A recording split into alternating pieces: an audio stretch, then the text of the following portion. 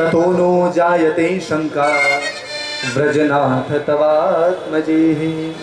हमारे मन में शंका हो रही है, आप जरा बताओ कि आखिर आपके बच्चे ने, आपके बालक ने ये गिरिराज को उठाया कैसे?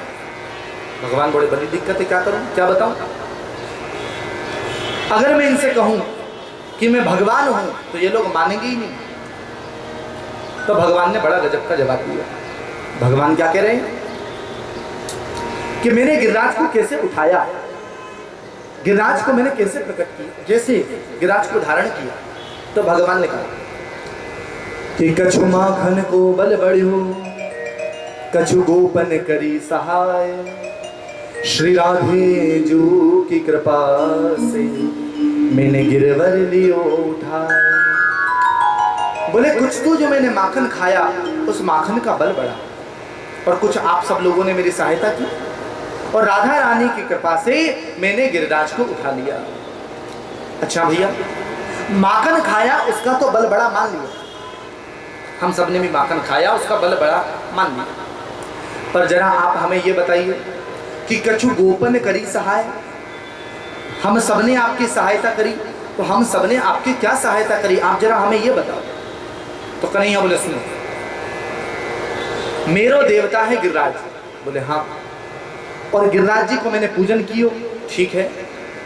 तो गिरिराज महाराज ने मेरे कान में मुंह को एक मंत्र दियो, और वह मंत्र ऐसो दियो कि यह मंत्र को जब तुम पढ़ोगे तो तुम्हारे सामने जितने बैठे होंगे बस सबके भीतर की शक्ति तुम्हारे अंदर आई जाएगी। ऐसे मंत्र भी कुछ मंत्र होते हैं जो सबको बस में कर लेते, कि ऐसा बस में करेंगे कि फिर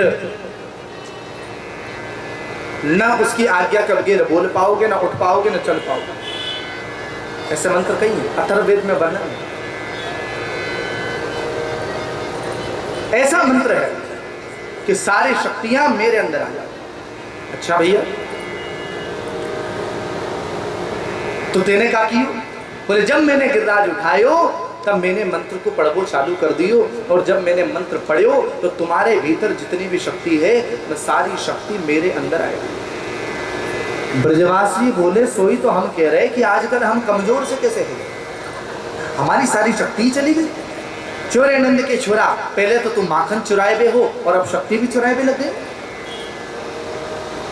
कुछ राधे जी की कृपा से, राधे जी की कृपा से गिरवर लियो उठाए। राधा रानी की कृपा से कैसे गिरिराज उठाया है भगवान ने? ध्यान देना, भगवान ने गिरिराज उठाया अपने बाएं हाथ से। किस हाथ से? बाएं हाथ से। और बायां हाथ किसका? बायां अंग किसका? अर्धांगिनी का, पत्नी का।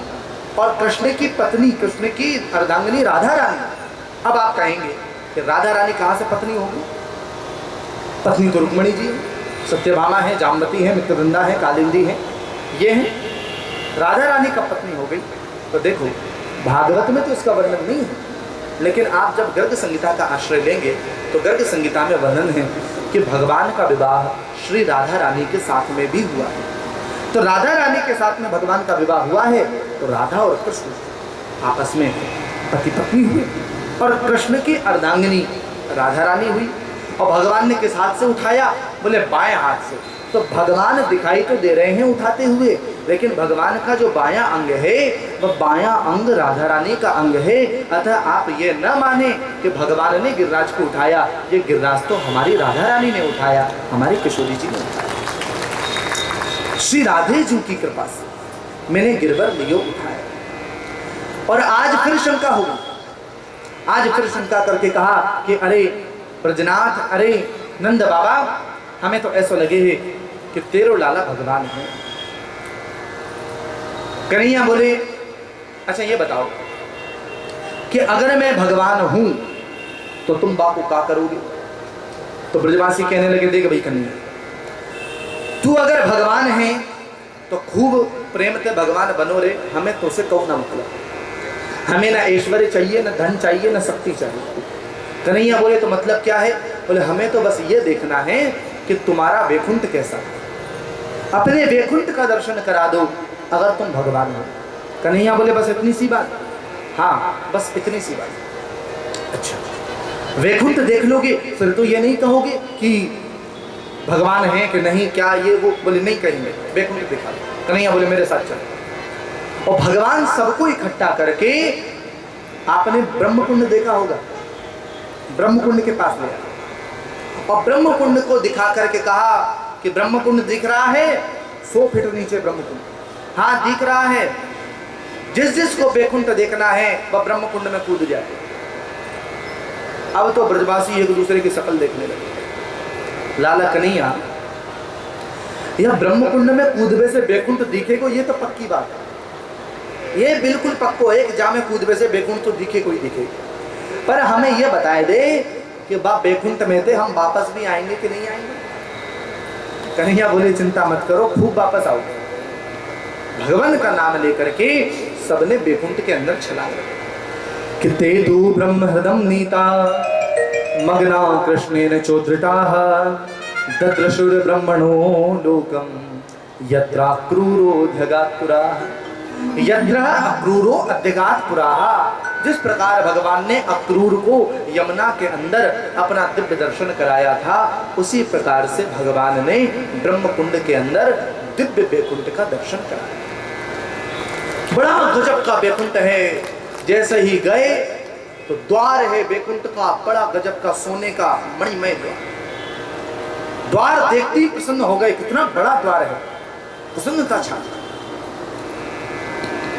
अंदर गए और जब अंदर गए तो दीवारें सोने की, चांदी की, और उन सोने चांदी की दीवारों पर रत्नों से नक्काशी की गई है, रत्न मड़े हुए। ऐसा बैकुंठ है कि नीचे की ओर नजर डाली तो लग रहा है जैसे पानी की चादर बिछी हुई है। बड़ा गजब का बैकुंठ। बैकुंठ का वर्णन भी हुआ है ग्रंथों में, शास्त्रों। अब बैकुंठ देख रहे हैं, अरे भैया इतने बड़े बड़े महल, इतने बड़े बड़े ये सब रत्न, बड़ो वैभव है यहाँ पे।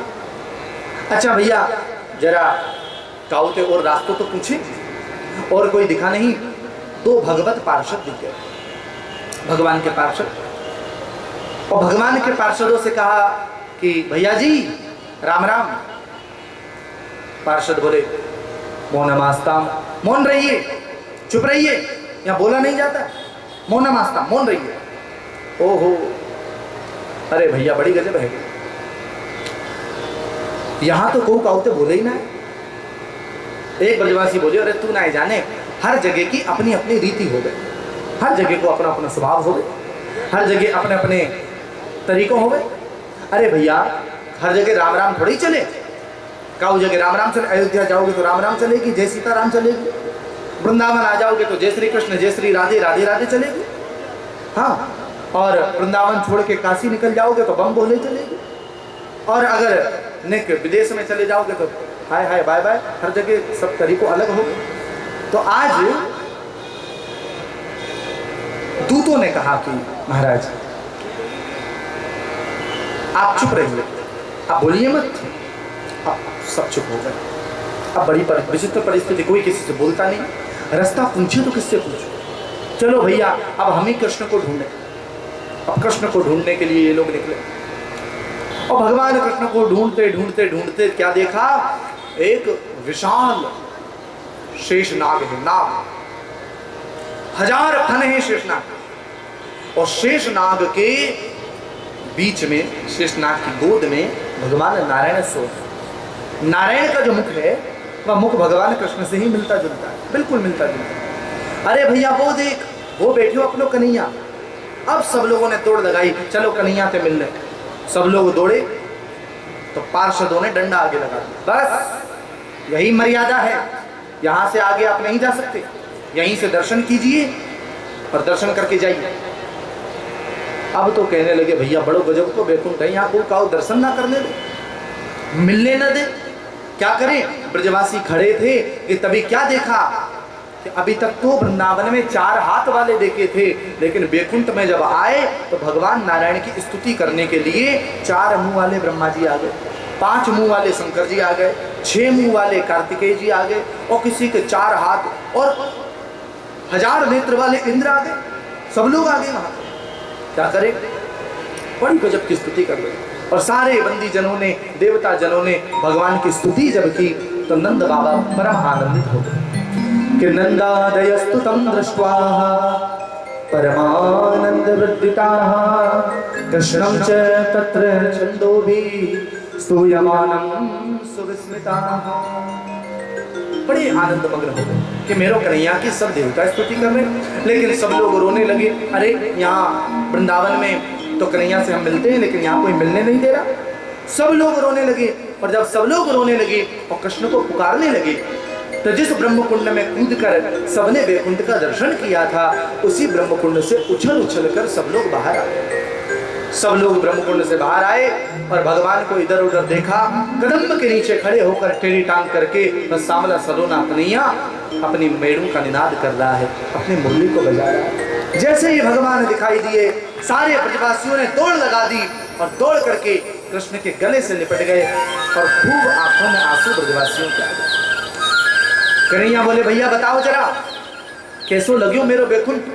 अरे भैया का कहनो तेरो बैकुंठ को, सोने की दीवारें हैं, रत्नों की दीवारें हैं, और भैया कन्हैया चार चार हाथ वाले हमने यहाँ देखे, चार मुंह वाले वहां देखे, और जब चार चार मुंह वाले तेरी स्तुति करें चार हाथ वाले कहाँ लगे भैया।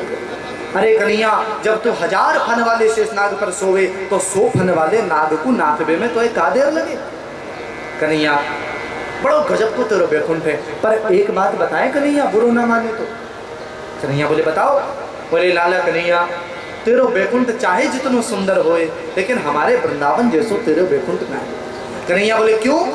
अरे वाह बैकुंठ को हम का करेंगे, अरे वहां न कोई राम राम करे, न कोई राधे श्याम करे, न कोई प्रणाम करे, न हमसे कोई बोले, न तो से कोई मिलने दे। वाह बैकुंठ को हम का करेंगे जा में तो से कोई मिलने ही ना दे। अरे वाह बैकुंठ से तो बड़ो सुंदर हमारा वृंदावन है कि हम तो को अपने गोद में उठाए लें, तो को घोड़ा बनाए दें, तो को उठाकर यमुना में फेंक दें, तो को अपने गले पे लगाए लें। वाह वृंदावन सैकड़ों गुणों बढ़िया है। वाह बैकुंठ वास्तव में वृंदावन की महिमा का क्या कहना।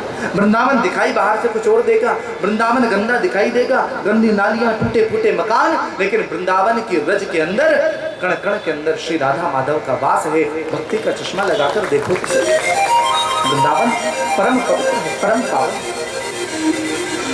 और वृंदावन के अंदर जो रहता है, वृंदावन में जो रहता है उसे वैकुंठ की आशा नहीं, फिर वह वैकुंठ की आशा नहीं करता। कहते हैं कि वृंदावन के तो जो जानवर हैं, जो पशु हैं, उनको भी बड़े बड़े देवता दंडवत प्रणाम करते हैं कि तुम्हें वृंदावन में रहने को मिला। वृंदावन कैसा है, तीर्थों का भी तीर्थ श्री राम वृंदावन। और ब्रज के भक्तों ने तो गाया कि श्री राधा रानी के पग पग पे प्रयाग जहां, केशव के केली कुंज कोटि कोटि काशी है। यमुना में जगन्नाथ, रेणुका में रामेश्वर, तरु तरु पे पड़े रहते अयोध्या निवासी है। आप जरा देखो तो श्री राधा रानी के पग पग पर प्रयाग जहां, राधा रानी जहां पैर रख देती हैं वहां गंगा जमुना सरस्वती तीनों आ जाती है, यानी प्रयाग बन जाता है, त्रिवेणी संगम बन जाता है। श्री राधा रानी के पग पग पर प्रयाग जहां, केशव की केली कुंज कोटि कोटि काशी है, जहां हमारे केशव ने खेल किए हैं, किलोल किए हैं, लीलाएं की हैं, वह कुंज वह वन करोड़ों करोड़ों काशियों के समान। और यमुना में जगन्नाथ, यमुना के अंदर श्री जगन्नाथ महाराज विराजमान। रेणुका में रामेश्वर, ब्रज की रज के अंदर भगवान रामेश्वर निवास करते हैं। और तरु तरु पे पड़े रहते अयोध्या निवासी है। तरु तरु पर, डाल डाल पर, पेड़ पेड़ पर अयोध्या निवासी आपको दिखाई देंगे। अयोध्या निवासी आप जानते हैं ना, अयोध्या निवासी कौन है? ये जो बंदर हैं यही तो अयोध्या निवासी हैं। राम जी जब रावण को मारकर आए तो बंदर अयोध्या आ गए। राम जी ने कहा अरे भैया बंदरों जाओ जंगल में जाओ। बोले नहीं राम जी हम तो आपके पास रहेंगे। अब राम जी के साथ में बंदर रहे, लेकिन राम जी जब साकेत धाम चले गए तब बंदर कहाँ जाए? बंदर बोले कि अब राम जी चले गए, अब श्याम जी आएंगे तो अयोध्या छोड़ो, सब वृंदावन भागो। और जितने भी अयोध्या निवासी बंदर थे सारे बंदर वृंदावन में आए। और आज वृंदावन में जाकर के देखो जगह जगह वही मिलेंगे आप। हाँ, चश्मा चुरा लेता है, हाथ में कुछ हो, चश्मा हो, पर्स हो, मोबाइल हो तो चुरा ले। आप जाकर देखना वृंदावन, बड़ा संभल कर जाना पड़ता है। और फिर जब तक फ्रूटी नहीं पिलाओगे तब तक देता नहीं है कुछ। हाँ, जब वृंदावन को बंदर है रोटी तनाए माने। तो आज श्री राम वृंदावन के अंदर बंदर ही बंदर खूब। अब ठाकुर चोर है तो बात चोर के सखा भी तो चोर ही होंगे। वृंदावन के अंदर बंदर हमारे बिहारी जी के सखा ही तो है।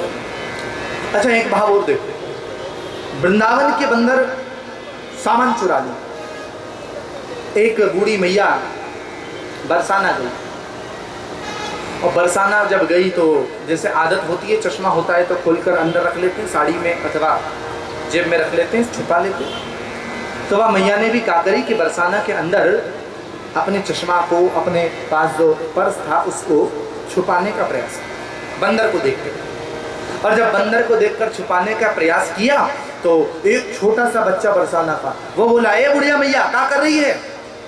अरे भैया बंदर आ गए हो है, बातें सामान छुपा रही हूँ। ओ बुढ़िया मैया, या सामान को तू वृंदावन में छुपाइयो, यहाँ मत छुपावे। अरे बोले बंदर ले जाएगो या ते छुपानो पड़ेगो। अरे बूढ़ी मैया, तेरे बा वृंदावन बिहारी चोर के सखा, वृंदावन के बंदर चोर होंगे। ये वृंदावन के नाए जो बरसाना के बंदर हैं हमारी राधा रानी के, ये तेरो कछु ना चुराएंगे। राधा रानी के जो भक्त हैं वह कन्हैया के भक्तों से हमेशा टेढ़ा ही बोलते हैं। हाँ, क्यों?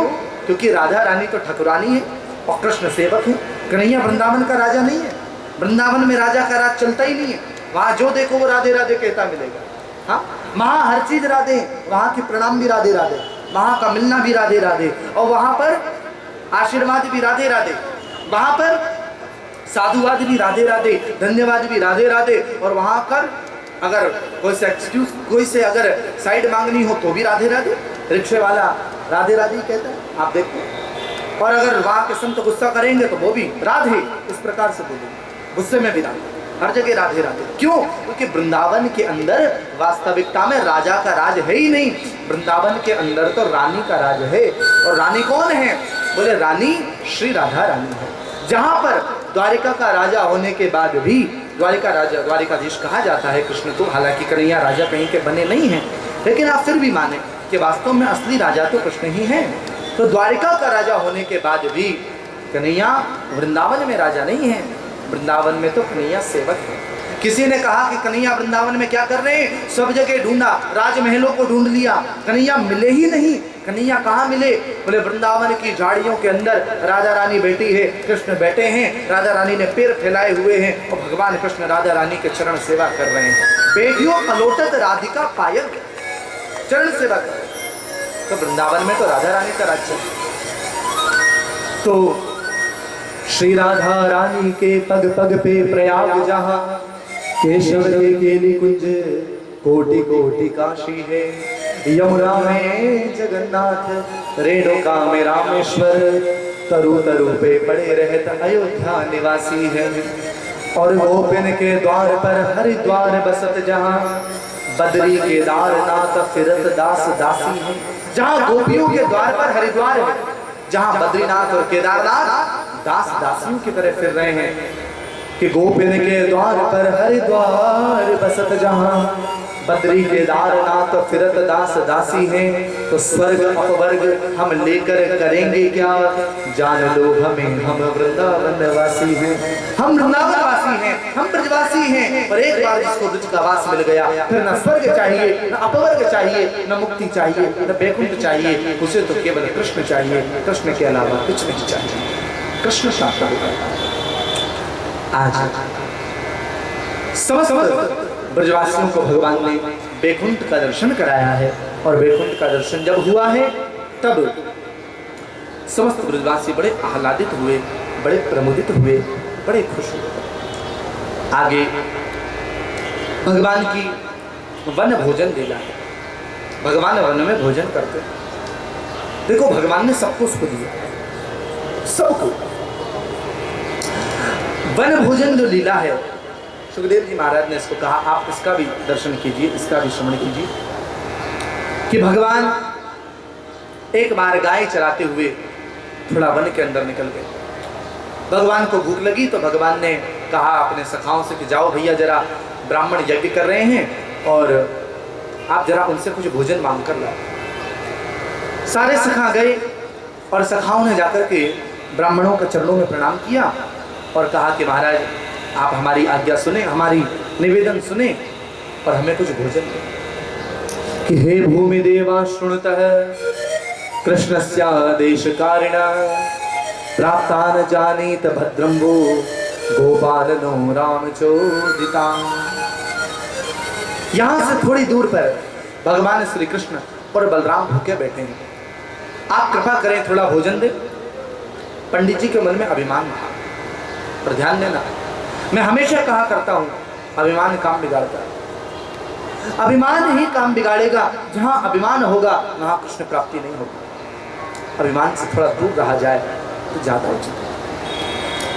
अभिमान, हम पंडित जी हैं, हम विद्वान हैं, हम ज्ञानी हैं, और ये बेजड़ की रोटी खाने वाले, पोखर का पानी पीने वाले, और मैं इनके हाथ इनको भोजन प्रदान करूंगा। जाओ यहां से, ग्वारिया कहीं पे। डांट के भगा दिया। डांट के भगाया तो बड़ा कष्ट हुआ। कन्हैया बोले भैया कुछ लाए खाने पीने के लिए? ब्रजवासी बोले अंगार लाए हैं 5, खाओगे? अरे भैया ऐसा काहे को बोले? बोले क्या लेकर के आए, क्या हुआ, क्या मुझे बताओ। तो कह दिया कि भैया वो पंडित जी बड़े अभिमानी थे, ना हमसे बात करी, ना हमसे हमारा प्रणाम स्वीकार किया, ना राम राम स्वीकार की, हमें नहीं जाना उन अभिमानी पंडित जी के पास। कन्हैया मुस्कुराए, तुम भी बड़े भोले हो। अरे पंडित जी के पास क्यों गए? ब्राह्मणों के पास जाते और फिर देखते आप कि किस प्रकार से थाली भर भर के भोजन आता, तब आप देखते। अब इस बार ये सीधे पंडित जी की पत्नियों के पास चले गए। ना पंडित जी को राम राम करी, ना प्रणाम करी, सीधे चले गए पंडित जी की पत्नी के पास। और पंडित जी यज्ञ में स्वाहा स्वाहा तो कर रहे हैं, पर ध्यान तो है इनका दरवाजे पर कि ये तो हमारे घर में ही घुस गए। अब घर के अंदर जाकर के कहा कि यहाँ से थोड़ी दूर पर कृष्ण बलराम भोजन के लिए बैठे हैं, भूखे बैठे हैं, आप कृपा करें थोड़ा भोजन प्रदान करें। ब्राह्मण पत्नियों ने कन्हैया के लिए भोजन बनाया, बलराम के लिए भोजन बनाया और भोजन बनाकर थाली में ढककर चली। ब्राह्मणों ने रोकने का प्रयास किया खूब इशारे से, लेकिन कृष्ण ब्राह्मण पत्नियां रुकी नहीं। ब्राह्मण पत्नियां गई और ब्राह्मण पत्नियों ने जाकर के भगवान कृष्ण की झांकी को देखा। श्यामम हिरण्य परदिम वनमाल्य गौर। आज भगवान की झांकी को देखा। श्याम वर्ण की कांति वाले कृष्ण, गौर वर्ण की कांति वाले बलराम झांकी देखकर प्रमुदित हो गए। गोद में बैठा करके भोजन कराया और जब भोजन हो गया तब भगवान ने कहा कि अब आप जाइए। बोली हम नहीं जा सकती। क्यों नहीं जा सकती? क्योंकि हमने हमारे पति का त्याग कर दिया था, पति की आज्ञा को माना नहीं था, अब हमारे पति हमें घर में घुसने नहीं देंगे। कन्हैया बोले चिंता मत कर, मैं हूं ना, आप जाओ। जा पर कृपा राम की होई, तापर कृपा करें सब कोई। भगवान जिसके अनुकूल हो फिर पूरी दुनिया अनुकूल हो जाती है। पंडित जी के मन में विचार आ गया, विवेक जागृत हो गया। हमने कितना बड़ा अपराध कर दिया, हमारी मति मारी गई थी कि हम अपनी पत्नियों की बात नहीं माने। पत्नी चली गई कृष्ण दर्शन करने और हम विमुख हो गए। धिक्कार है हम। दिग्जन्मनस्त्रिवृद विद्याम दिग्व्रतम दिग्बहुज्ञताम दिग्कुलम दिग्प्रियादाक्षम विमुखा ये त्वदोक्षजे। हमें धिक्कार है, हमें धिक्कार है, हमें धिक्कार है, हमें धिक्कार है हमारे जन्म को, धिक्कार है हमारी विद्या को, धिक्कार है हमारे ज्ञान को, धिक्कार है हमारे इस बेमतलब के अभिमान को कि हम यज्ञ में स्वाहा स्वाहा करते रहे। जिस परमात्मा को यज्ञ के माध्यम से पाने का प्रयास करते रहे वह बगल में से निकल गया और हम उसे पहचान भी नहीं पाए। धिक्कार है। ध्यान रखना, पुरुषार्थ कितना भी हो, लेकिन उस पुरुषार्थ का अभिमान अगर रहेगा तो कन्हैया सामने भी आ जाएगा, तो अभिमान के आवरण के कारण वह दिखेगा नहीं। अभिमान का आवरण जब हटेगा तब भगवान का दर्शन होगा। और हम सब लोग थोड़ा पद प्रतिष्ठा सम्मान संपत्ति पाकर बड़ा अभिमान करते हैं, अथवा व्यक्ति को भक्ति का अभिमान हो जाता है। अरे भैया, जब तक 21 माला नहीं हो जाती हम भोजन नहीं करते, जब तक 2 घंटा पूजा में नहीं बैठ जाते तब तक खाना नहीं खाते। ये अभिमान भी गलत है। भक्ति का अभिमान भी व्यक्ति को भगवान से दूर करता है। आज ब्राह्मण विमुख हो गए।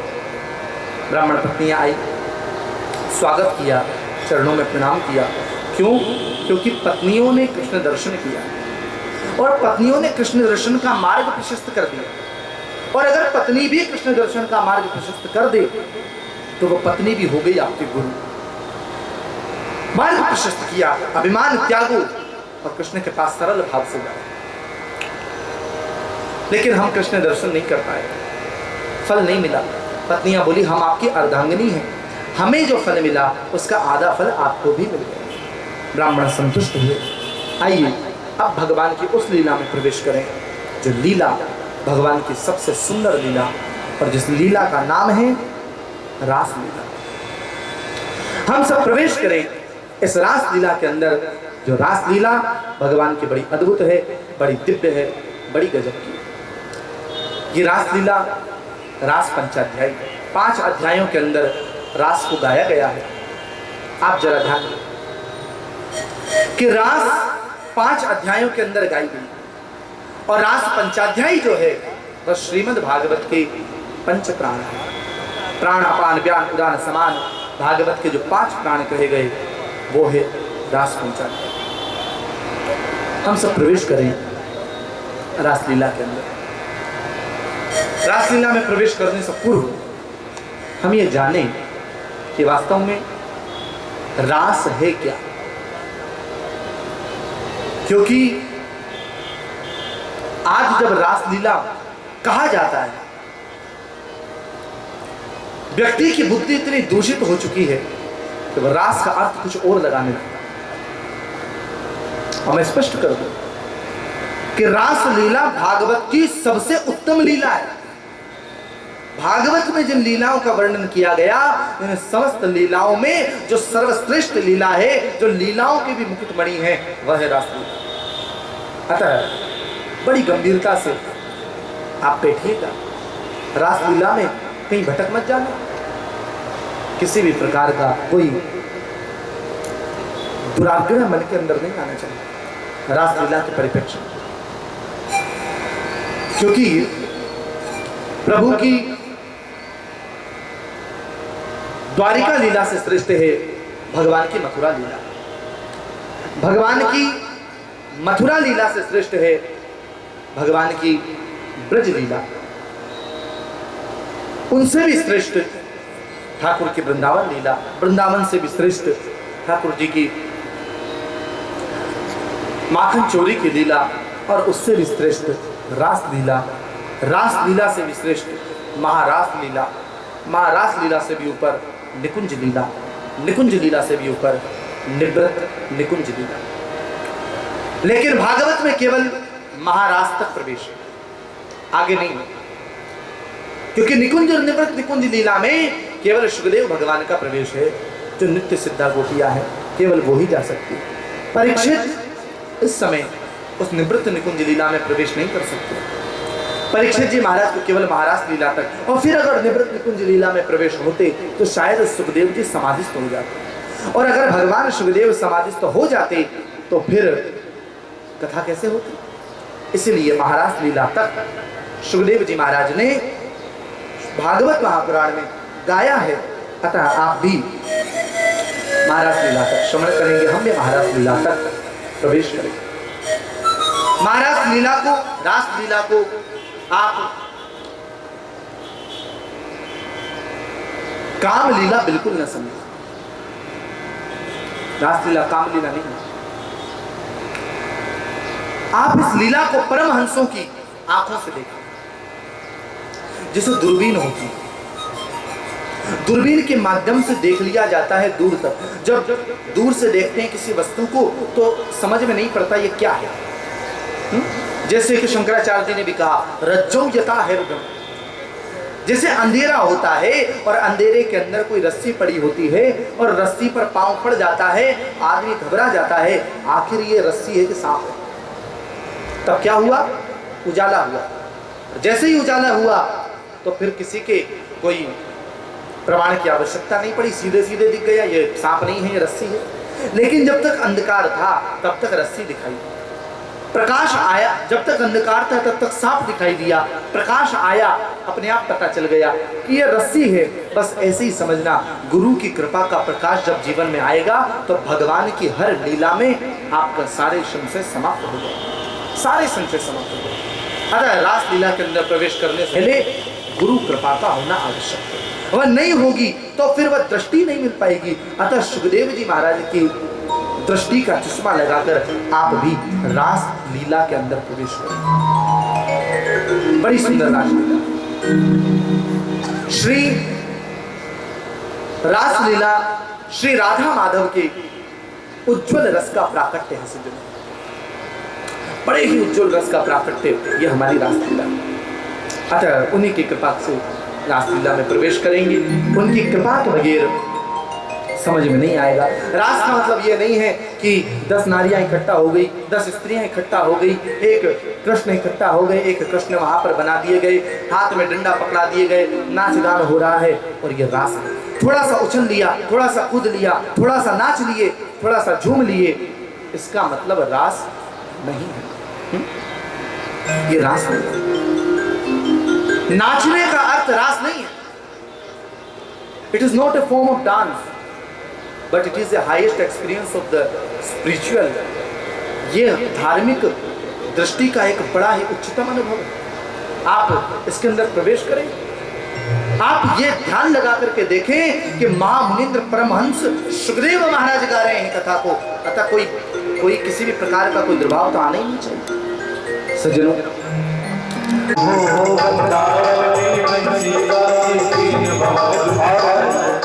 ले नारद जी रोए,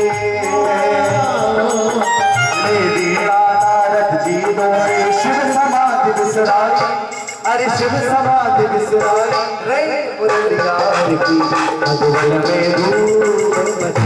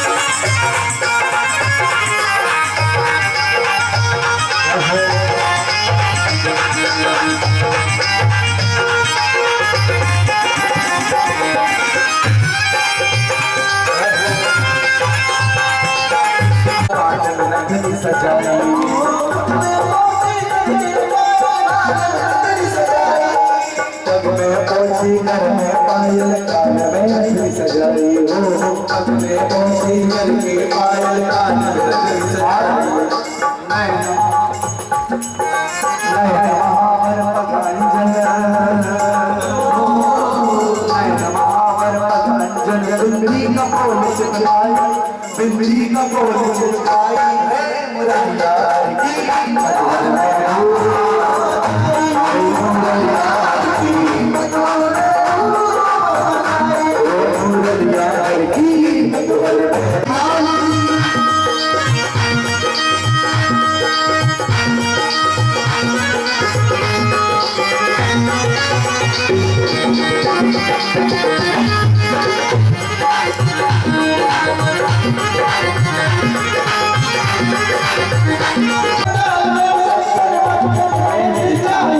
अरे धीर में नमस्कार में शंकर मखन में मिर्चाई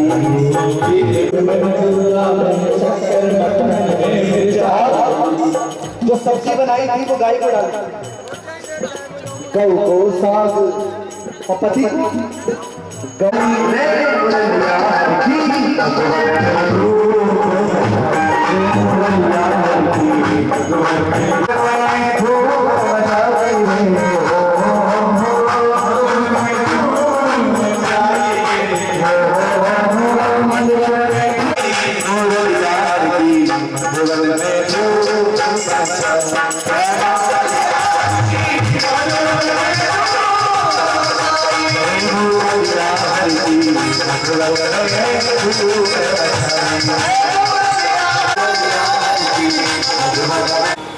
सब गोपी बने और गोपी बन करके भगवान के पास में आए। गोपी वही है जो संसार को तिनके की तरह त्याग गया। हाँ, आपको अगर रासलीला में प्रवेश करना है ना तो कुछ सीढ़ियों से होकर गुजरना पड़ेगा, कुछ सीढ़ियों से। और सीढ़ियां कौन कौन सी, तो आप जरा सुने कि प्रथम सुने भागवत भक्त मुख भगवत वाणी, द्वितीय राधे भक्ति। नर्मदा भक्ति का आप आश्रय।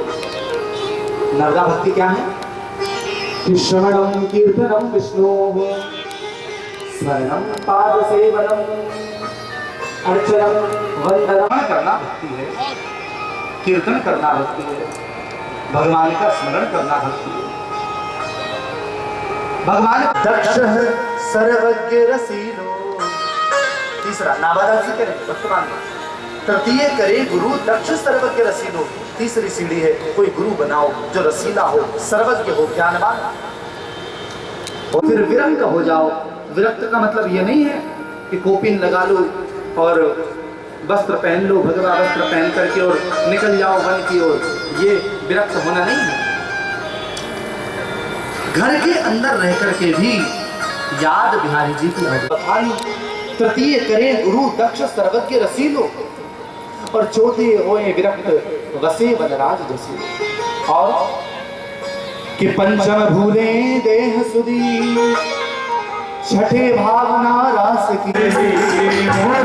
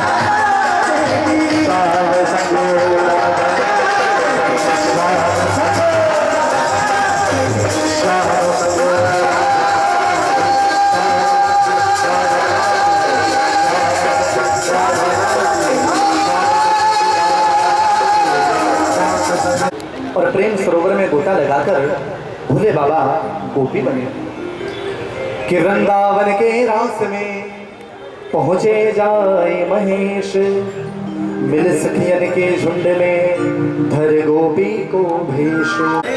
और रासलीला की कथा हुई पूरी। अब कुछ प्रश्न मानस में रामचरितमानस जब जब हुई धर्म की हानि, बाड़ी असुर अधम अभिमानी, तब तब धरी प्रभु विविध शरीरा, हरि कृपा निधि सज्जन पीरा। भागवत तो भागवत ये कैसा धर्म है? पराई स्त्रियों के साथ में नाचना, पराई स्त्रियों के साथ में गले में गलवैयां देकर नृत्य करना, आधी रात में गोपियों को बुला लेना। ध्यान देना, कलयुग में व्यक्ति बड़ा तार्किक हो जाएगा और कलयुग परीक्षित के समय में आ चुका है। और कलयुगी जो व्यक्ति होगा वह व्यक्ति तार्किक हो जाएगा। और केवल तार्किक नहीं, तर्क करे तो बात समझ में आती है, कुतर्क करने लगे। ये क्या हुआ, क्यों नाचे? और जैसा भगवान ने किया वैसा हम करेंगे। परीक्षित करेंगे, जैसा भगवान ने किया वैसा हम करेंगे। अलग है, वह स्थिति अलग है, शिवोहम शिवोहम जैसा शंकराचार्य कहते। लेकिन वास्तव में देखा जाए तो जैसा भगवान करते हैं वैसा हम नहीं कर सकते। लेकिन परीक्षित ने कह दिया जैसा करते हैं वैसा हम नहीं कर सकते। एक बात बताओ, भगवान शंकर कौन है? ईश्वर है कि नहीं? परीक्षित कह रहे हैं कि भगवान ने जैसा किया वैसा हम करेंगे। यानी कृष्ण भगवान नाचे, भगवान ने तो 1000-2000 टन जहर पिया, बुखार तक नहीं आया, और तुम तोला 2 तोला पीकर देख लो क्या होगा। गोविंदाय नमो नमः। व्यक्ति तर्क बड़ा करता है। तर्क करने वाला, कुतर्क करने वाला हमेशा नीचे रहेगा, ध्यान देना। भगवान के प्रति जिज्ञासा होनी चाहिए, कुतर्क नहीं। कुतर्क करने वाला नीचे रहेगा। टेलर जिस कैंची से कपड़े को काटता है वह कैंची पैर के पास पटक के रखता है, और जिस सुई से कपड़े को सीता है उस सुई को या तो अपनी टोपी में लगाता है या अपने कॉलर में लगा लेता है। सुई जोड़ने का काम करती है, कैंची काटने का काम करती है, और जो तोड़ने का काम करे वह पैरों में जड़ जाती है, और जो जोड़ने का काम करे उसे माथे पर बिठाया जाए। कुतर्क करने वाला नीचे रहे। चूहा कुतर देता है, कुतर्क कर देता है। और चूहा किसका वाहन है? गणेश जी का। और गणेश जी ने चूहे को नीचे दबाकर रख रखा है। और गणेश क्या है? सैद्धांतिक और आध्यात्मिक दृष्टि से देखें उसे ऊपर मत आना। क्यों? क्योंकि महाभारतकार ने भी कहा तर्को अप्रतिष्ठा, कुतर्क अप्रतिष्ठ होता है। कुतर्क मत करो। व्यक्ति अब जब वह व्यक्ति भोले बाबा का पूजन के लिए जा रहा है तो दूसरा व्यक्ति मिल गया। अब वो नास्तिक था, भगवान को मानता नहीं। उसने पूछा कि अरे भैया एक बात बताओ, कहाँ जा रहे हो?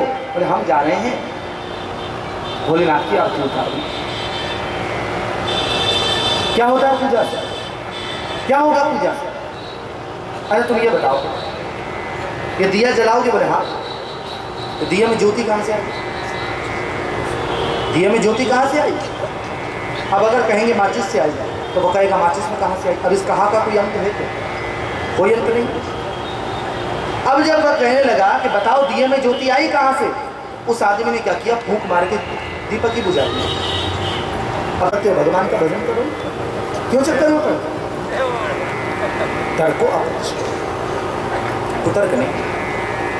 मैं हर बार कहता हूं परमात्मा के विषय में बुद्धि का उपयोग मत करो। बुद्धि का उपयोग करने जहां से जैसे ही बूंद आकाश से गिरी, धूल में मिली तो कीचड़ बन गई, तुरंत कीचड़ बन गई। बस हम जीव भी आकाश से प्रकट हुए और जैसे ही संग में मिले, उस संग मिलते ही हमारा मन भी मलिन हो गया। और मलिन मन वाले को भगवान नहीं मिलते। निर्मल मन जन सो मोहि पावा, मोहि कपट छल छुट भावा। कई सारी बातें हैं। हमें ठाकुर जी के विवाह तक पहुंचना है और अभी तो भगवान मथुरा ही नहीं गए, तो द्वारिका कैसे जाएंगे? और द्वारिका ही नहीं गए तो कुंडलपुर कैसे जाएंगे? और कुंडलपुर नहीं जाएंगे तो विवाह कैसे होगा? हाँ? समय पूरा हो गया और रासलीला पर ही अटके। लेकिन मैंने कहा कि रासलीला ही नहीं, अभी तो गोपी गीत भी एक ऐसा विषय है जिस पर 7 दिन बोला जा सकता है। रासलीला के 5 अध्याय पर 7 दिन बोला जा सकता है। भागवत महापुराण परमहंसों की संहिता है। एक एक शब्द का अनेक दिव्य ग्रंथों का आश्रय लेकर जब विवेचन किया जाए तब फिर इसमें डूबने का आनंद आता है। और जो जितना अध्यात्म का गहरा गोता लगाता है उतना महंगा रत्न निकाल करके वापस लेकर आता है। हम आगे बढ़े। काम विजय प्रख्यापनार्थम संयम रासलीला। काम पर विजय प्राप्त करने के लिए भगवान ने जो लीला की, इस लीला का नाम है रास। सज्जनों, आज कंस ने नारद के कहने पर अक्रूर को भेजा। अक्रूर जी महाराज भगवान कृष्ण को लेने के लिए आए और भगवान कृष्ण को लेने के लिए अक्रूर जी महाराज आए। रास्ते में मिले हैं, नंद महल के अंदर प्रवेश, और नंद बाबा नंद रानी के कई बार समझाने पर अक्रूर महाराज ने कहा कि नहीं, मैं एक बार तो ले जाना चाहता हूँ कृष्ण बलराम को, आप मुझे आज्ञा दें। तब नंद बाबा ने नंद रानी को भी समझाया और कृष्ण को ले जाने की आज्ञा मिली। नंद बाबा रात्रि में ही कृष्ण मित्रों के साथ प्रस्थान कर गए हैं। और हमारे कन्हैया ने जब द्वार खोल करके देखा तो क्या देख रहे हैं कि सामने अनेक गोपियाँ बैठी हैं, अनेक अनेक गोपियों के बीच में श्री राधा रानी बैठी हुई। सबने रथारूढ़ कर दिया है, सब रथ के आगे लेट गई और कह रही हैं कन्हैया अगर जाना है तो इस रथ को हमारे ऊपर होकर के लेकर के जाओ, हम इस प्रकार से आपको जाने नहीं देंगे। लेकिन भगवान ने राधा रानी को समझाया है, अपनी मुरली समर्पित की है और कहा कि राधा रानी आप मुझे जाने दें, आप मुझे जाने दें। तो समस्त गोपियाँ कह रही हैं कृष्ण आप जा रहे हैं तो हमारे प्राणों को भी ले जाए। कि जा रहे हो तो जाओ कन्हैया, लेकिन इतना रहम करते जाओ कि दिल तो पहले ही तुम ले चुके हो, उस साथ प्राणों को भी लेते जाओ। दिल तो ले लिया है, हृदय तो चुरा ही लिया है, अब प्राणों को भी ले जाओ। और अगर विरह की अग्नि में यूं ही जलाना था तो जंगल में आग लग गई थी, हम उसमें मर जाते कृष्ण। वह आग हमारे लिए चंदन के समान शीतल होती, लेकिन आपके विरह की आग, यह आग तो तावाग्नि के समान है, हम कैसे सहन करेंगे। कन्हैया ने अपने नाम का आश्रय देकर गोपियों को स्तब्ध किया और तब भगवान आगे बढ़े। इतने में देखा अरे किसी के रोने की आवाज आ रही है, किसी की आवाज आ रही है, ये कौन है जो कह रही है कि रोको, कोई तो रथ रोको, कोई तो रथ रोको। और दौड़ते हुए माँ यशोदा आ रही है, बूढ़ा सा शरीर है, दौड़ते दौड़ते दौड़ते माँ पत्थर से ठोकर खाकर जमीन पर गिर पड़ी। कृष्ण बलराम ने दृश्य देखा, रथ से नीचे कूद गए और कूद करके माँ यशोदा को अपने अंक में भर लिया। यशोदा रोती हुई कहती है कन्हैया मैंने तुझे उखल से बांध दिया था, इसलिए तू मुझे छोड़कर जा रहा है, तू मुझे भूलेगा तो नहीं, लाला तुम्हें भूलेगा तो नहीं। कन्हैया की आंखों में भी आंसू आ गए। जो परमात्मा शोक और मोह से परे है, आज आंखों में आंसू भरकर रोता है और कहता है माँ दुनिया की हर बात को भूल सकता हूँ, पर तुम्हारे प्रेम को, तुम्हारे वात्सल्य को, तुम्हारे स्नेह को जीवन में कभी नहीं भूल सकता, कभी नहीं भूल सकता। वास्तव में यशम ददाति यशोदा, जो यश प्रदान करे वह यशोदा। कृष्ण के जीवन में यशोदा यश प्रदान न करे तो आखिर कृष्ण को पहचाने कौन, कौन पहचाने। कन्हैया मथुरा आए, मथुरा में आकर नंद बाबा से मिले, नंद बाबा से मिलकर अपने सखाओं के साथ मथुरा का भ्रमण किया है। मथुरा भ्रमण में कन्हैया का जगह जगह स्वागत हो रहा है। कन्हैया के सखा कह रहे हैं लाला हमने कपड़े बड़े गंदे पहन रखे हैं, कोई बढ़िया कपड़ों की व्यवस्था करा दे। तो धोबी के यहाँ चले गए यमुना के घाट पर और कहा कि मामा जी आप हमें कपड़े दे दो, आपके पास तो बढ़िया बढ़िया कपड़े हैं, जाओ यहाँ से। बेजड़ की रोटी खाई, पोखर का पानी पिया। महाराज कंस के कपड़े पहनोगे, निकलो यहाँ से, वरना जो काम कंस कल करेंगे मैं आज कर दूंगा। हाँ कलेक्टर साहब के इतने नखरे नहीं होते जिनके अपने पीए साहब के होते, बड़ी मुश्किल पड़ती है। बोला जाओ यहाँ से, अब बड़ी दिक्कत आ गई, क्या करें। बोले महाराज आप कपड़े दे दो ना, हम तो मामा जी कह रहे हैं आपसे। लेकिन उसको तो बड़ा गुस्सा आ गया, गुस्सा आया, भगवान की तरफ मारने दौड़ा। एक 5 साल का सखा भगवान की उंगली पकड़ रखा, भगवान की उंगली पकड़े हुए उस सखा ने कहा कि लाला आज अपने पूतना वाले हाथन की ताकत दिखाई दे, पीछे होगी तो हम देखेंगे। कन्हैया ने एक हाथ घुमाया और उसके माथे पर प्रहार किया, सर धड़ से अलग हुआ और भगवान ने उसका उद्धार किया। आगे भगवान नगर भ्रमण करते हैं सुंदर वस्त्रों को पहनकर। अब वस्त्र तो पहन लिए, लेकिन वस्त्र हैं 20 हाथ के और सखा है 3 हाथ के, तो झाड़ू निकल रही है अपने आप। एक दर्जी ने वस्त्रों को अच्छे तरीके से सी दिया, सुदामा नाम के माली के यहाँ जाकर के माला पहन ली। अब कमी क्या रह गई, चंदन की। सामने देखा एक विचित्र प्रकार की नारी जा रही, जाकर के पूछा कि देवी आपका परिचय क्या है। मेरा नाम शैलेंद्री है, लेकिन लोग मुझे कुब्जा कहते हैं, त्रिवक्रा कहते हैं। अच्छा आप क्या करती हैं। मैं कंस के दरबार में कंस को चंदन लगाती हूँ। अच्छा देवी क्या ये चंदन आप हमें भी लगाएंगी। कुब्जा तो प्रसन्न हो गई, सबको चंदन लगाया और जब मेरे गोपाल को चंदन लगाया तो मन रूपी समुद्र में आनंद रूपी हिलोरें उठने लगी। भगवान ने कुब्जा के एक पैर पर पैर रखा, 3 अंगुल ठोड़ी से लगाए, कमर को पकड़कर जरा सा झटका दिया, परम सुंदरी नारी कुब्जा को। फिर भगवान धनुषशाला में प्रवेश करते हैं। शिव जी का दिया धनुष, जो धनुष तोड़ेगा वो कंस को नहीं छोड़ेगा। भगवान गए, धनुष को हाथ लगाया और मैं कहा करता हूँ सतोगुण से परिपूर्ण परमात्मा जड़ का स्पर्श कर लेते हैं तो जड़ चेतन में परिवर्तित हो जाता है। जड़ धनुष था, हाथ लगाते ही चेतन होकर अपने आप भगवान के हाथ में आया। जैसे ही दूसरा हाथ लगाया तो टुकड़े भगवान ने उसके दिए। कंस के मन में धक्का लगा। चाणूर मुष्टिक बोले हम कृष्ण को मार डालेंगे। कुबली अपील नाम के हाथी को रात भर मदिरा पिलाई। भगवान युद्धशाला में प्रवेश करते हैं। कुबलिया पीड़ के माथे पर एक मुष्टिका का प्रहार कुबलिया पीड़ का उठा। दांत को लेकर भगवान मल्ल युद्धशाला में, और मल्ल युद्ध भूमि में जब भगवान पहुंचे तो जिसने प्रभु को देखा, जिस भाव से देखा वैसे दर्शन हो रहे। जागी रही भावना जैसी प्रभु मूरत देखी तिल तैसी। सखाओं को सखा दिख रहे हैं, बालकों को बालक दिख रहे हैं, युवतियों को कामरे भी दिख रहे हैं, ज्ञानियों को ब्रह्म दिख रहे हैं, भक्तों को भगवान दिख रहे हैं, कुब्जा को नटवर दिख रहे हैं, अक्रूर को नारायण दिख रहे हैं, और कंस को तो काल दिख रहे हैं। भगवान अंदर आए, युद्ध आरंभ हुआ। चाणूर मुष्टिक का भगवान ने उठा करके पटका और चाणूर मुष्टिक का वध एक छलांग सीधे कंस के सिंहासन पर। हाथ मारकर मुकुट नीचे गिरा दिया, केश पकड़ लिए। कंस बोलता है मुझे दर्द होता है, छोड़ो। आज दर्द हो रहा है? जाके पगनी फटी विवाही सोका जाने पीर पराई। आज दर्द होता है, क्या मेरी माँ को दर्द नहीं हुआ होगा जब मेरी माँ के केश पकड़ के खींचा? मेरी आंखों में देख कंस, मैं तुझे मुक्ति दूंगा। कंस तो बड़ा भयभीत है। भगवान ने कंस के सर को पकड़कर, केशों को पकड़कर घुमा करके सिंहासन से नीचे फेंक दिया, और आज स्वयं पूरी त्रिलोकी का भार लेकर कंस के ऊपर कूद पड़े हैं। कंस का उद्धार आज करेंगे। बोले बालकृष्ण लाल की। बालकृष्ण प्रभु ने कंस का उद्धार किया। मथुरा वासियों को उनकी मुस्कुराहट प्रभु ने वापस बुला दी। फिर भगवान ने वसुदेव देवकी को कारागार से छुड़ाया।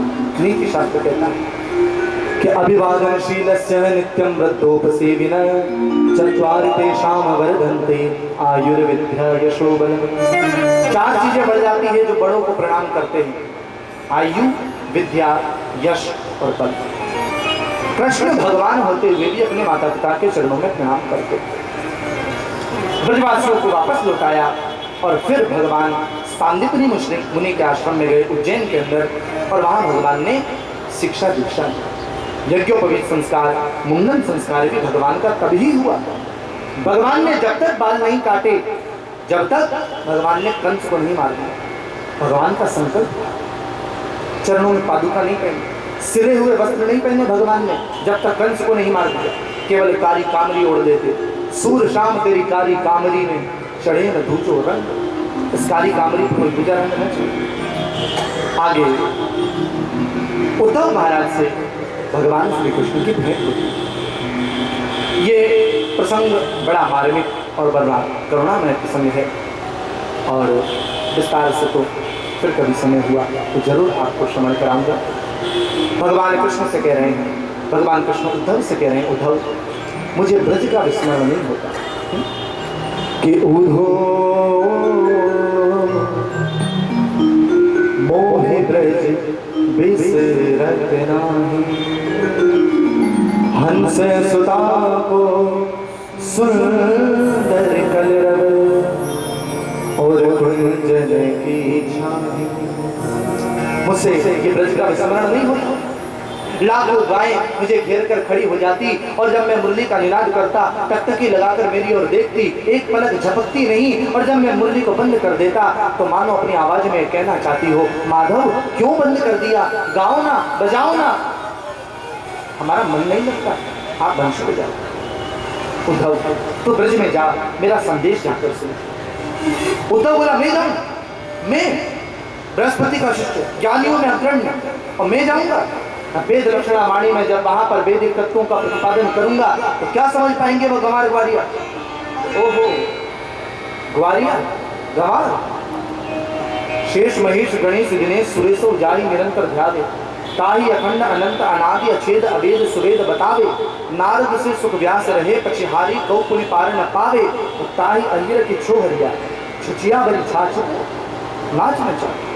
जिन गोपियों ने उस परब्रह्म को नचा दिया वह गंवार है क्या? लेकिन जाओ उद्धव गए। आज ब्रजवासियों ने उद्धव का स्वागत किया। उद्धव ने कहा भैया जय श्री कृष्ण। क्या आप बताएंगे नंद रानी का महल कहाँ है? बोले पानी के सहारे सहारे चल जाओ, नंद रानी का महल आ जाएगा। बस ये पानी नहीं है उद्धव, ये लाखों गोपियों की आंखों से निकलने वाली आंसुओं की धार है जो इस पनारे के रूप में परिणत हो गई। उद्धव के ज्ञान की सीढ़ियां खिसकने लग गई साहब। उद्धव नंद बाबा के महल में पहुंचा, उस सीढ़ियों पर से जय श्री कृष्ण की आवाज आ रही है। ये कौन है? कोई बूढ़ा गिरा पड़ा है। उद्धव ने जाकर के उस बूढ़े व्यक्ति को उठाया। ये बूढ़ा कोई और नहीं है, ये बूढ़ा कृष्ण के पिता नंद बाबा। नंद बाबा को जब देखा, नंद बाबा ने उद्धव को हाथ लगाया। ऐसा लगा कि मेरा कृष्ण आ गया। हमारा बेटा अगर कहीं बाहर पढ़ता है, लिखता है, रहता है, अगर वह बेटे का मित्र भी आ जाए, बेटा ना आ पाए, तो हम बेटे के मित्र को भी बेटे जैसा ही व्यवहार प्रदान करते हैं। उद्धव जी महाराज जब आए तो अंक में लिपट गए, अंक में लपेट कर कृष्ण तू आए गए? बाबा मैं उद्धव हूँ, कृष्ण ना। उद्धव भी सांवले हैं, इसलिए कृष्ण जैसे प्रतीत होते। चल भीतर चल। भीतर ले गए, नंद रानी के चरणों में प्रणाम किया। बातें होने लगी। नंद रानी कहने लगी, जरा उद्धव मेरे कान्हा की लीला तो देख, या चंदन के पलना में डालकर सुलायो करती, रेशम की डोर यहाँ में लगी रहती, हिलायो करती, मेरे कन्हैया यहाँ में फोड़ जातो, सो जातो। एक बार एक कौवा के हाथ पे रोटी ले गए, और जब रोटी ले गए हो तो कन्हैया पूरे अंगना में पसर गए हो कि मैं कौवा के युद्ध करूंगा और रोटी को लेकर के वापस आऊंगा। आज भी आप कि धूरी धरे अंग सोहत शाम जू, कैसी बनी सिर चूनर चोटी, खेलत खात फिरे अंगना पर, तेजरी बाजत पीरी कछोटी, वाछवी गोरस खान बिलोकत, वारत काम कला निधि कोटि, काज के भाग कहा कहिए, हरि हाथ से ले गयो माखन रोटी। क्या भाग हैं सौगे के, तो हरि के हाथ से माखन रोटी लगे। आज भी याद करते। उद्धव सूख गया। उद्धव यशोदा के चरणों में प्रणाम करने लगा और कहता है कि माँ मैं आपको प्रणाम नहीं कर रहा हूँ, मैं आपके चरणों को प्रणाम नहीं कर रहा हूँ, मैं आपके चरणों की धूल को प्रणाम नहीं कर रहा हूँ, मैं आपके चरणों के धूल के एक कण को प्रणाम कर रहा हूँ। क्यों? क्योंकि मैं समझता था कि आप एक साधारण ग्वालिन हैं, आप एक गंवार ग्वालिन हैं जो दूध बेचती होगी, लेकिन आज मैंने समझा कि आप क्या हैं। मेरे जैसे करोड़ों ज्ञानी आपकी धूल के कण पर बार दिए जाए तो भी बराबरी नहीं कर सकते, कभी बराबरी नहीं कर सकते। माँ मुझे माफ करो। और फिर गोपियों से भेंट हुई और गोपी और उद्धव संवाद को बड़ा गजब है। नेत्रों में अश्रु आ जावे, भाव भर जावे, ऐसा संवाद क्या वर्णन करे। वह गोपियां, उन गोपियों को उद्धव उपदेश करता है कि ब्रह्म को भजो। तो ब्रह्म कौन? हम नहीं जानते ब्रह्म कौन है। कृष्ण तन कृष्ण मन कृष्ण ही, हमारो धन आठो याम उदो हो में कृष्ण ही सुकाम है। हम नहीं जानती ब्रह्म कौन है, हम केवल कृष्ण को जानते हैं। और तू कह रहा है कि ब्रह्म निराकार होता है। अरे ब्रह्म निराकार नहीं होता। जरा वृंदावन की वीथियों में आकर देखना, वही ब्रह्म मुरली लेकर, कारी कामरी लेकर और गौओं के पीछे दौड़ लगा रहा है। जरा देख तो सही ब्रह्म कब साकार बन गया, तुझे पता ही नहीं चला। ऊदो तुम भय बोरे पाती लेके आए दोरे, योग कौन जाने यहाँ रोम रोम शाम है। हम कोई योग नहीं जानती, कोई ब्रह्म नहीं जानती, हम केवल जानती है हमारे कृष्ण को। और कृष्ण हृदय से लगाकर पीस डाले, चाहे ठोकर मारकर बाहर निकाल दे, जिंदगी भर उनकी याद में रोती रोती निकाल देंगी, लेकिन सिवाय कृष्ण के जीवन में कभी किसी को नहीं चाहिए, केवल कृष्ण। गोपियों की आंखों से आंसू धार निकली, धार सागर में परिणित हुई। सागर में उद्धव ने 7 महीना गोता लगाया और जब होश आया अपने आप को लाडली जी के चरणों के अंदर पाया। आज सूर्यास्त होगा, बाद में कृष्ण दर्शन होगा, पहले ऐसा उद्धव ने वचन दिया। और उद्धव जी महाराज कृष्ण के पास आए। भगवान कृष्ण ने उद्धव को कहा कि उद्धव क्या हुआ, तो रो रहा है। उद्धव बोलता है तेरे जैसा निष्ठुर आज तक नहीं देखा कृष्ण। अरे तेरे भक्त वहां रो रहे हैं। अब जो नंद रानी नंद बाबा सुनने की शक्ति समाप्त हो गई, बोलने की शक्ति समाप्त हो गई, जिनकी देखने की शक्ति समाप्त हो गई, और तू उनकी ओर एक तरफ एक बार नहीं देखता, तो बड़ा निष्ठुर है। कन्हैया बोले बस उद्धव, यही तो मैं चाहता, जो मैं चाहता था वह आज हो गया। क्या हो गया उद्धव? तुझे भक्ति मिल गई, तुझे भक्ति मिल गई। ये भक्ति मैं तुझे नहीं दे सकता था, ये भक्ति तो तुझे वृंदावन वासी व गोपियां ही दे सकती। और जहां वृंदावन वासियों का सवाल है तो जरा मेरी ओर देख। और उद्धव ने जब दिव्य दृष्टि से भगवान की ओर देखा, राधा रानी खड़ी है, नंद बाबा नंद रानी खड़े हैं, सारी गोपियां भी वहीं पर खड़ी हैं। वास्तव में सज्जनों, ज्ञानी हो तो वह अकेला भगवान को नहीं पा सकता, भक्ति हो तो वह अकेला भगवान को नहीं पा सकता। ज्ञान के ऊपर भक्ति का संपुट होना जरूरी है और भक्ति के ऊपर ज्ञान का संपुट होना जरूरी है। प्रेम के माध्यम से प्रभु को पाया जाए। और प्रेम कहाँ मिलेगा? प्रेम केवल वृंदावन। प्रेमी भक्त आते यहाँ देश देशांतर से, जिनके हृदय में जलती प्रेम की ज्वाला है। गोपी गुरु गौरव से राज रहे कुंजन में, पाकर प्रवेश होता चित्त मतवाला है। प्रेम की परीक्षा होती, प्रेम का ही प्रश्न पत्र, प्रेम का प्रमाण पत्र मिलता निराला है। और उद्धव से ज्ञानी आए प्रेम पढ़ने को, क्योंकि वृंदावन प्रेम की पवित्र पाठशाला है। प्रेम की पाठशाला तो वृंदावन। अब इस प्रकार झांकी को नमन करते हुए, प्रणाम करते हुए अब आगे की ओर बढ़ेंगे। जरासंध ने हमला किया है अस्थिर प्राप्ति के कहने पर। भगवान ने 17 बार हराया, 18वीं बार रण छोड़कर भागे। भगवान का नाम हुआ रण छोड़ राय। बोले रण छोड़ राय भगवान की जय। फिर भगवान द्वारिका के अंदर प्रवेश करते हैं। द्वारिका के अंदर रेवत और उनके यहाँ बेटी जिनका नाम है रेवती, रेवती के साथ में बलराम जी का विवाह हुआ। कन्हैया ने सोचा कि बलराम जी को ब्याह है गयो, अब हमारो भी होना चाहिए। आ गए कि नहीं तुरंत ब्याह को? हाँ, अब गोपी उद्धव संवाद सुनना है तो फिर अगली बार सुनो, खूब विस्तार से सुनाऊंगा। अभी तो लाला के खूब विवाह उत्सव को आनंद करो। आज कुंडलपुर के राजा भीष्मक कमल के पुष्प से पुत्री प्राप्त हुई रुक्मणी, 5 भाई रुक्मी, रुक्मांगद इत्यादि। बेटा बड़ा हो जाता है तो पिता की बात कम मानने लगता है। रुक्मी ने अपने बहन की शादी शिशुपाल के साथ तय कर दी और रुक्मणी जी बोली कि मैंने तो बचपन से कृष्ण को ही अपना पति माना है, तो आखिर में शिशुपाल से विवाह कैसे कर सकती हूँ, जरा आप ही बताइए। तब अपनी भाभी को बोला और भाभी के कहने पर एक सुंदर पत्र भगवान श्री कृष्ण को लिखा गया। भगवान श्री कृष्ण ने वह पत्र पढ़ा है, बड़ा सुंदर वह पत्र है। क्या लिखा है इसमें? कि श्रुत्वा गुणान भवन सुंदर शृण्वतां ते निर्विश्य कर्ण विवरेर्हतोऽङ्गतातं रूपं दृशां दृशमिताखिलार्थलाभं त्वय्याच्युता विशच्चित्तमपत्रपं मे। हे अच्युत, हे भुवन सुंदर श्री कृष्ण, हमारी आपसे निवेदन है कि आपके गुणों को मैंने केवल सुना है, आपको देखा नहीं है। आपके गुणों को सुनकर के ही मैं आपसे प्रेम करने लगी हूँ। हे कृष्ण, आप सोचेंगे कि ये कौन है, तो मेरा नाम रुक्मणी है, मैं भीष्मक की बेटी हूँ। आपसे मेरा निवेदन है कि आप आए। शिशुपाल के साथ मेरी सगाई कर दी गई है, लेकिन शादी तो मैं आप ही से करूंगी। आप आए, मैं आपका वर्ण करूंगी। अगर आप न आए तो प्रभु ऐसा होगा कि कोई शेर का भाग कोई सियार लेकर के भाग जाएगा। हे प्रभु, आप कृपा करें। भगवान ने पंडित जी के साथ रथ दौड़ाया और इधर माता रुक्मणी माता कात्यायनी का पूजन करने के लिए पधारी। और माता कात्यायनी का पूजन करने के लिए रुक्मणी पधारी तो माँ कात्यायनी से रुक्मणी ने प्रार्थना की कि नमस्ते त्वाम्बिके भीक्षणं स्वसंतानयुतां शिवां भूयात् पतिर्मे भगवान कृष्णस्तदनुमोदतम्। हे माँ कात्यायनी, कृष्ण को पति रूप में प्रदान करो। और माँ कात्यायनी की मूर्ति के पीछे से ही भगवान निकल करके आए। रुक्मणी ने भगवान कृष्ण की झांकी को देखा। भगवान ने रुक्मणी को गोद में उठाया और हरण करते हुए भगवान लेकर के गए। रथ में बैठाया, रथ चला गया। सब रुक्मणी के सौंदर्य को देखते रह गए।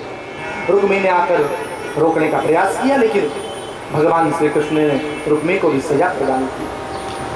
भीष्मक ने कहा अपने पुत्र से, बेटा मन की मलिनता को मिटाओ, सुंदर कन्यादान विवाह के रूप में मुझे करने दो। और आज विवाह तैयारी होने लगी, श्रृंगार होने लगा। आइए हम सब भी मिलकर भगवान के सुंदर विवाह में सम्मिलित हो गए। और माँ रुक्मणी का श्रृंगार हो रहा है, बड़ा सुंदर और बड़ा प्रसिद्ध भाव है। आप सब लोग भी गाइए। थोड़ा गाने के बाद फिर बाद में विश्राम की ओर हम प्रवेश करेंगे। कल भागवत जी का सप्तम दिवस है।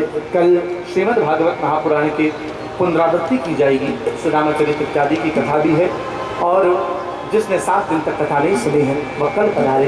कल पधार कर भागवत की पुनरावृत्ति को श्रवण करे। 7 दिवस पर्यंत श्रीमद् भागवत की कथा का फल उसे प्राप्त होगा। अतः हम सब लोग रुक्मणी जी के श्रृंगार में सम्मिलित होकर बड़े भाव से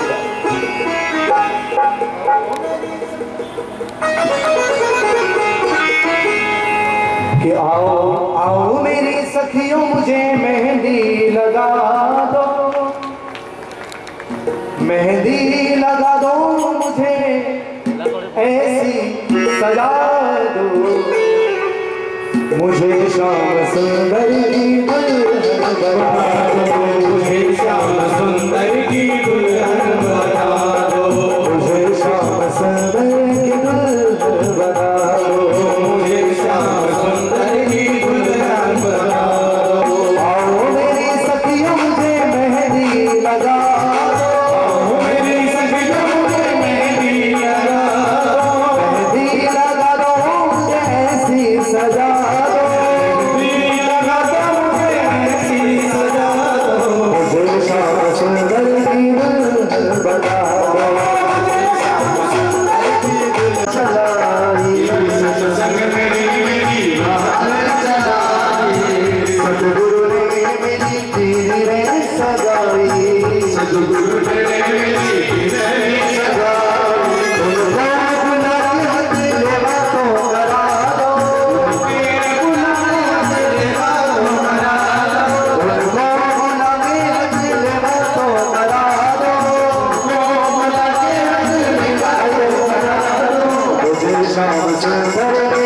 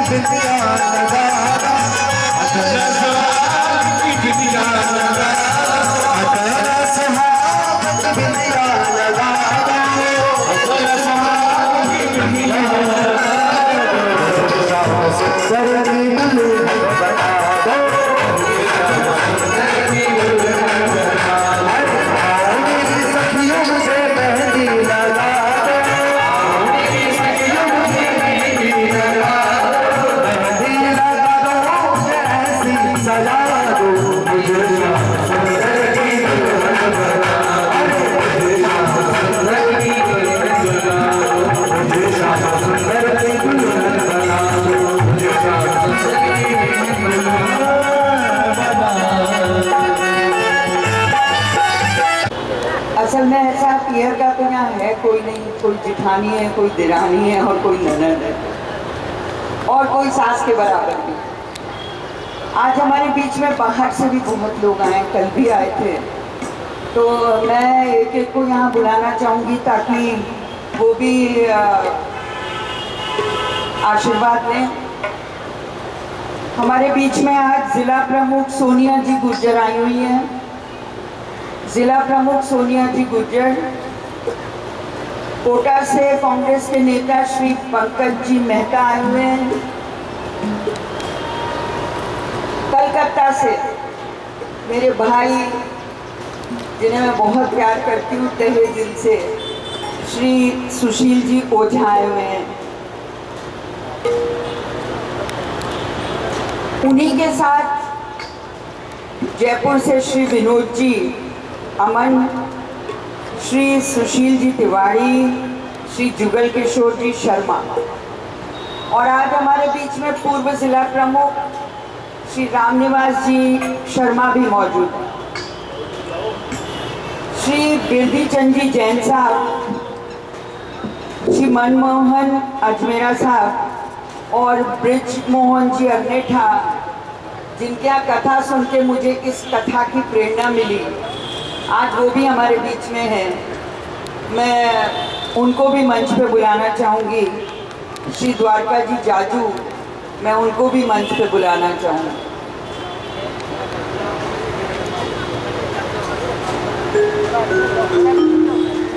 हमारे बीच में आज मेरे बड़े भाई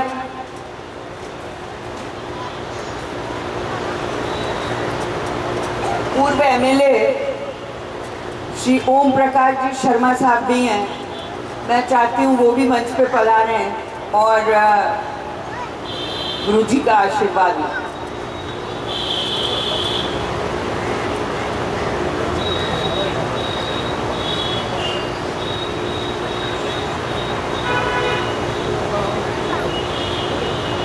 आज कथा का छठा दिन है। बहुत खुशी है, हमारी बहनें रोज बड़ी लगन से कथा सुनती हैं और उस टाइम अगर कोई सुई भी गिराए तो उसकी भी आवाज़ नहीं आती। तो बहुत ही खूबसूरती से आप लोगों ने 6 दिन कथा सुनी है और मैं समझती हूँ कि कल भी आप सब पधारेंगे, इस कथा को सुनेंगे। और आज गुरुजी ने कह दिया है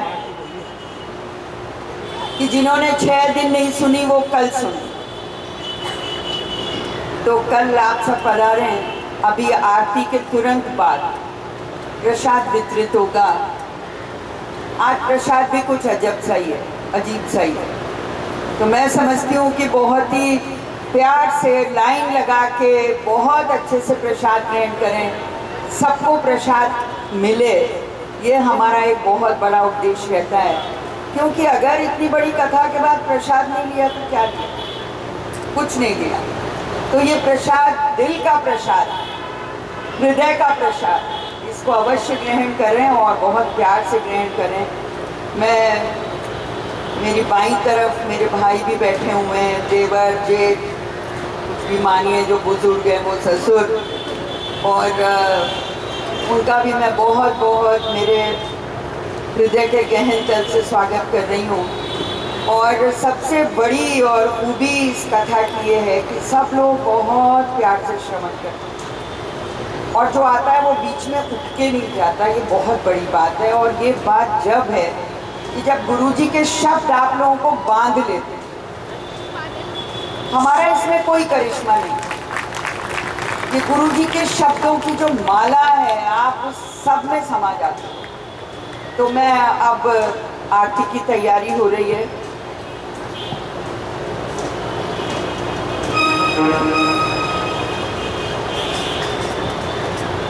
कल के लिए मैं एक बात और कहना चाहूँगी कि कथा के बाद मुझे बहुत अच्छा लगेगा कि हम सब प्रसाद साथ ग्रहण करें, भोजन साथ करें। तो सबको यही भोजन करना है। जैसा भी होता है भगवान का प्रसाद भूखा सूखा भी अच्छा लगता है। तो कल आप सब यही प्रसाद पाठ हो जाएंगे। आयुष प्राण समूहम गगनैरजायगा अपने लाड देखिया उतारो दी सखी, अपने लाड देखिया उतारो दी सखी, श्याम सुंदर देखिया उतारो दी सखी, श्याम सुंदर देखिया उतारो दी सखी, माता दी सखिया गावी सखिया उतारो दी सखिया गावी सखी, नंदन किया उतारो दी सखिया उतारो दी सखी।